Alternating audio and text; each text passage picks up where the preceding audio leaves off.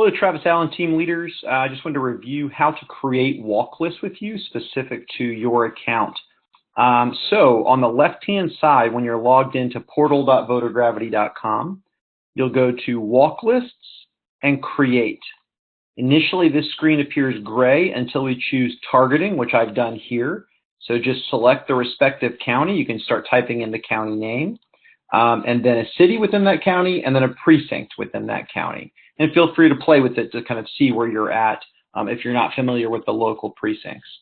At that point, we want to choose targeting. So under tags, we want to type in just the word target. And for now, as of April, we're going to use target 1 and click add criteria. So this basically moves us from geographical targeting to demographic targeting based on the types of voters the campaign is wanting you to reach at this moment in time. So just to review these two important steps for targeting.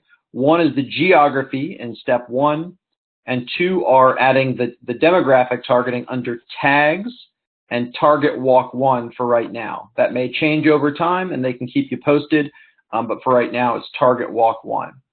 At that point, you've got some options in drawing the actual walk list itself. So I'll click Walk List Excel, and you'll see that it initially defaults to 100 people, which is the recommended size for a walk list. So we'd suggest you stick with that. If it's a little larger, feel free to increase the size, so I can actually go as many as 500 people in a walk list, but that'd be kind of long and take a little too long, and we want people to be able to take bite-sized chunks of walks. So we're going to go ahead and leave that at the default of 100. You'll see now that there's 100 voters left on screen versus the over 800 that were there before. So if I needed to, I could select basically the whole neighborhood, if that's something I wanted to do. Or if you'd like to, in a more realistic scenario, maybe cut up the neighborhood into bite-sized pieces if there's more voters than just 105. So let's go ahead and try that again. Let's say, we'll just pretend that we're going to cut it up in this way.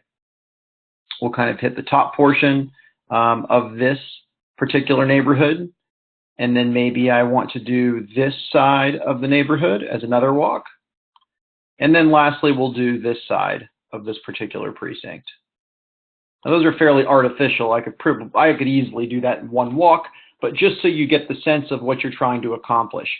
Things you want to keep in mind when you're making the walk list. 1, contiguous streets. Make sure that walkers have a way to connect from one place to another. You can see it on the map. They will be able to see it on their phone as well, but just make it easy for them for moment 1. Natural barriers is something else you want to keep in mind. It could be a creek, a river, a stream, a golf course, anything like that that you're going to see pop up on a map. And then, of course, busy streets. We don't want people walking across really busy streets because we want this to be a safe activity for them. Just a couple things on the navigation on the right-hand side. You can see where my mouse is moving. I can move this map if I need to get to other places. Now, there's nothing I need to see above the river here, but I can move the map by clicking that Move Map button, and I can draw the squares by coming back to Draw Polygons.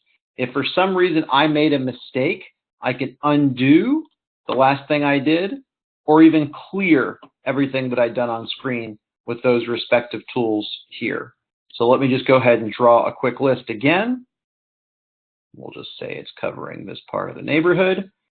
And then the last step is to save it. So typically you just save it with an abbreviation for the county, city, precinct, something that's easy to recognize and remember when you see it in the future. So just to review real quick before we save this list. 1 is the geography. Always choose a county, city, then precinct.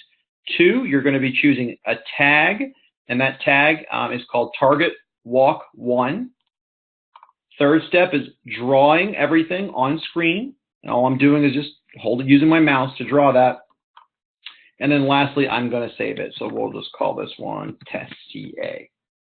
You'll notice when it's saved, there's a pop-up that appears, and you can see you have a few choices here. Most often, you're going to be drawing multiple lists for volunteers, those of you who are county level leaders and kind of have teams that you're working with. So I'd suggest saving it as unassigned. That way, I don't know necessarily who's going to do that in the future, but I've got to create multiple lists, and it's just the easiest thing to do is save as unassigned.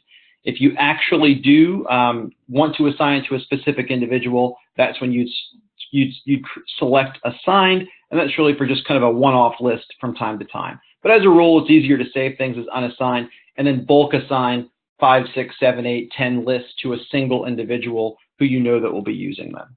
So this is what it appears like. As you can see, people have already started adding walk lists in the system, which is great. Good job to the team leaders. And here's the ones that I just created down here, or the one I created at the bottom, which is here.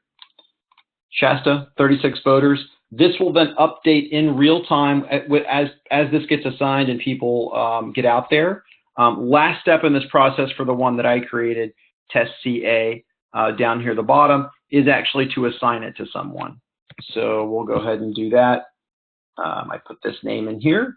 I hit assign. That person then receives an email and it says, thanks for volunteering to walk, and they can get started and they'll access that list from their phone, as they won't have a need to get into this particular interface.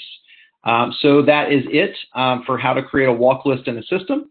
If you need help in this process or have questions, please feel free to email support@votergravity.com and we'll be happy to help you out.